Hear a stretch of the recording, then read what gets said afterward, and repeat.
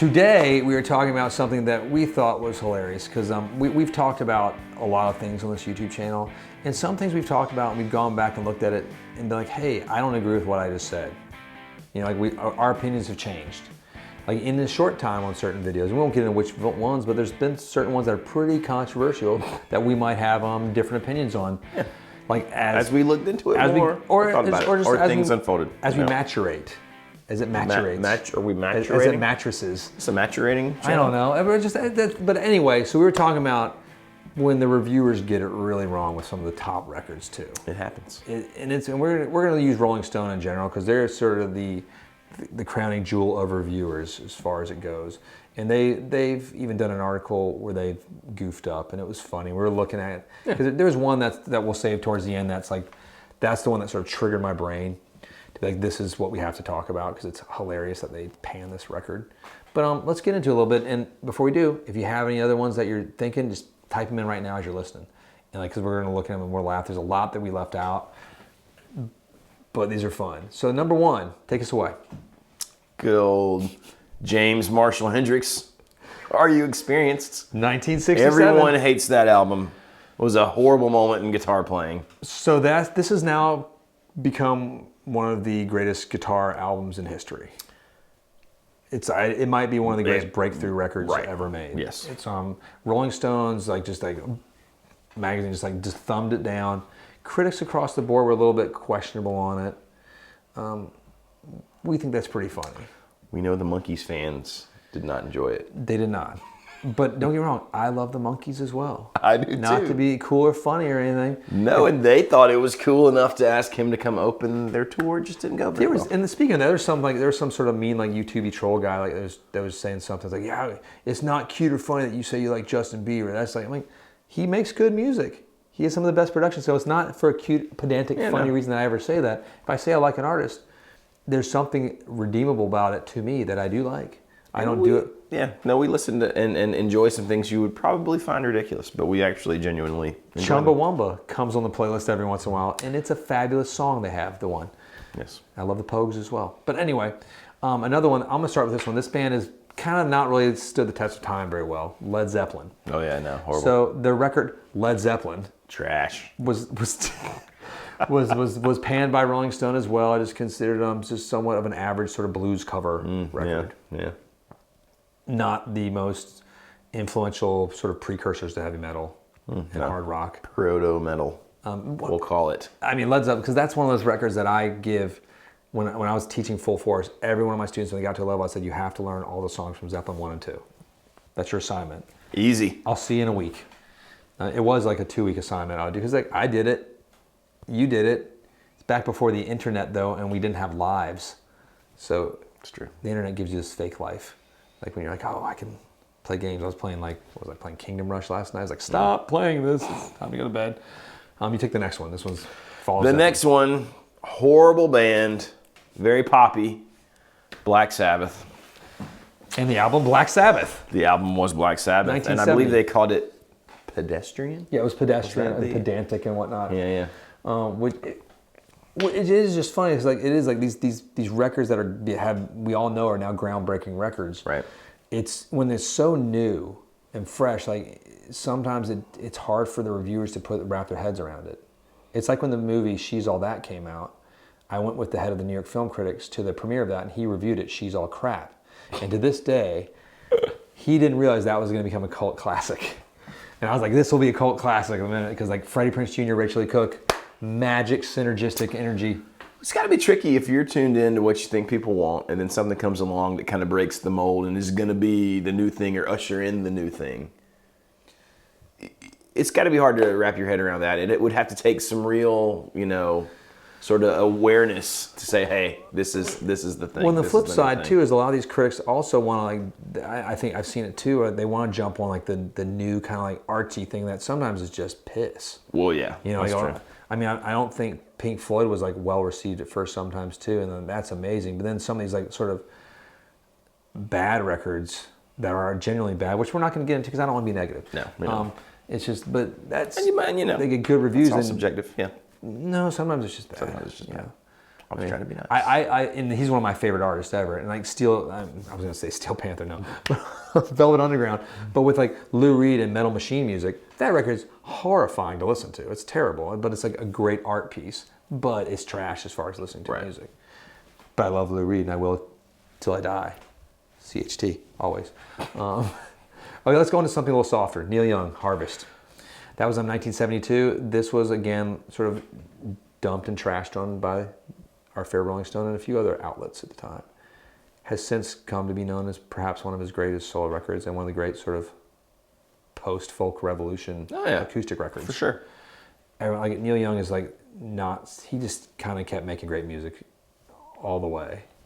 And sort of frustrating. It is a little frustrating. That strange, grumpy man. With his little harmonica. So talented. Heart of Gold, that one. What's that next one? That's a sort of semi-known band. Well, you know, basically they're a blues cover band. Oh, you're talking about the Rolling Stones. Rolling Stones. Exile on Main Street, 1972. Washed up. It's all over for the Stones. Blues cover album here. Yeah. Or one of the greatest blues records ever made. You know, the Brits have this uncanny way of taking what us Yanks made and just making it like, I don't know, perfect. Basically. That's, if you haven't listened to Exile on Main Street, and I'm talking about not just the track, just listen to the whole thing.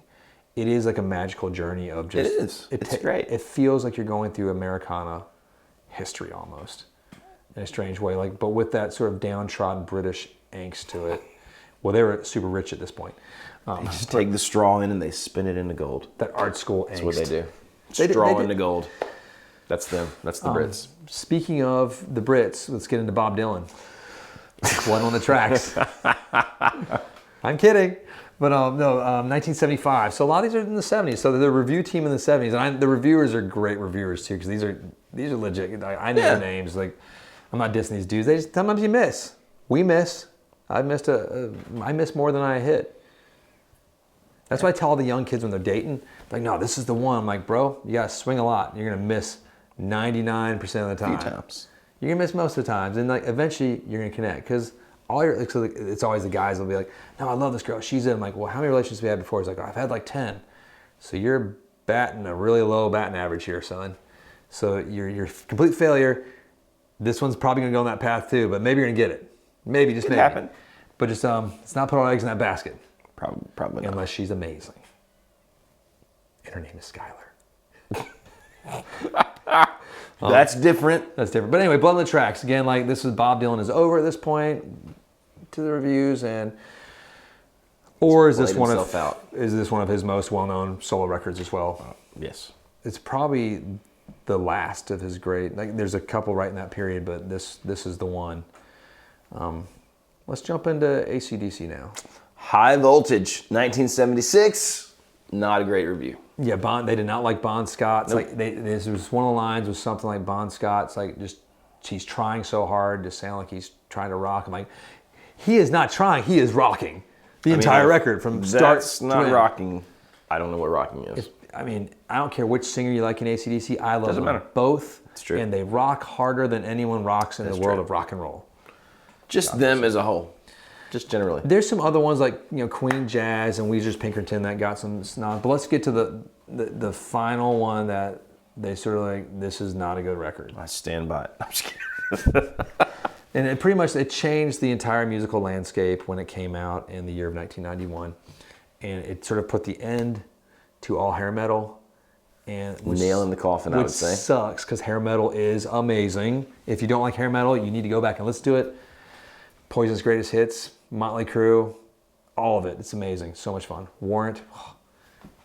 Anyway, Nirvana. Nevermind. Horrible record. Thumbs down to that one, right? No, it's like, I mean, even I was a young person when that record came out, and right when I heard it, I was like, what is this chainsaw of music? It's amazing. It was like a force. It was a force. And these songs are different.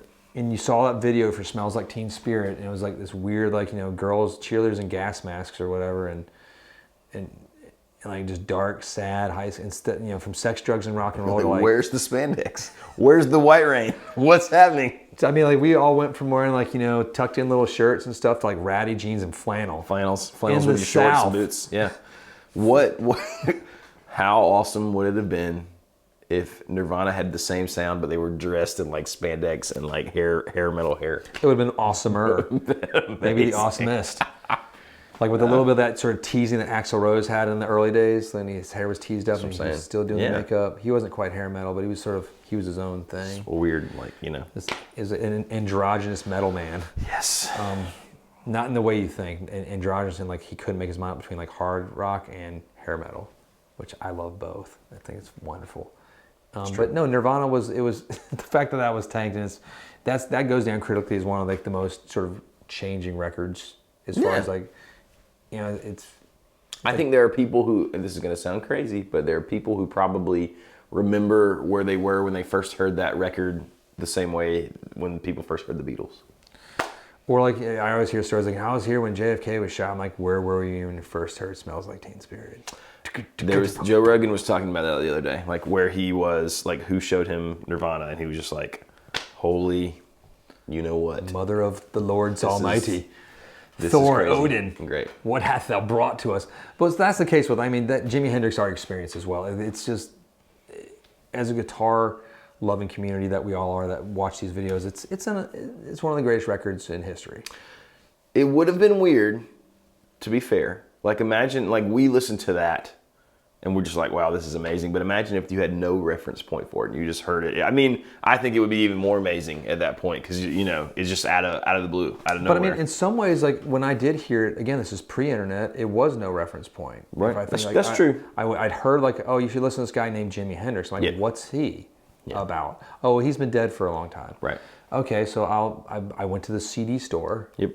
And like you buy like the Jimi Hendrix Greatest Hits or the I forget, it might have been this Are You Experience, and you put it in there and you're like, it still sounds new to this day. Yeah, it's true. That's one of those things, and so do most of these records. Almost every record we made, like from Sabbath too, like it still sounds groundbreaking. Zeppelin 1, unbelievable. Those are the ones that sort of boggle my minds. You know, this would be a different video, but it would be fun to go through these and which ones of these, if they came out right now today, would still be like commercially viable, would be successful.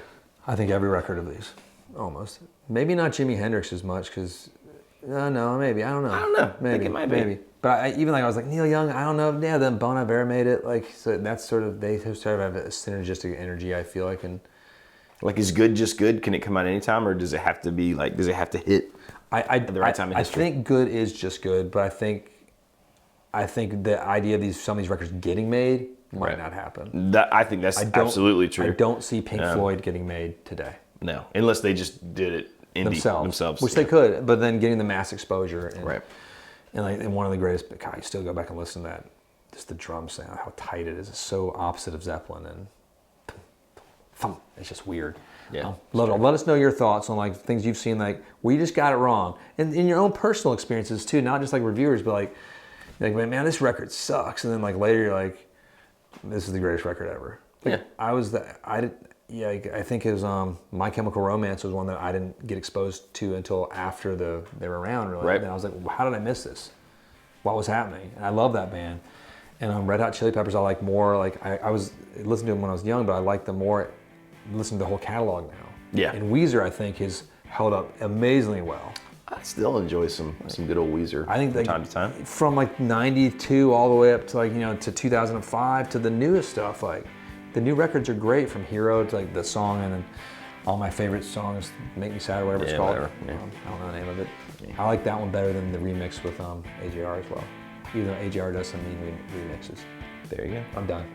Sorry. You're done. Let us know your experiences where you've corrected yourself, because we have definitely made some mistakes too. And it's cool to Rolling Stone to do that. I think it's awesome that they, can poke a little fun at things in the past. So there you go. Let us know what you think are records that maybe were not critically acclaimed, but you thought were awesome.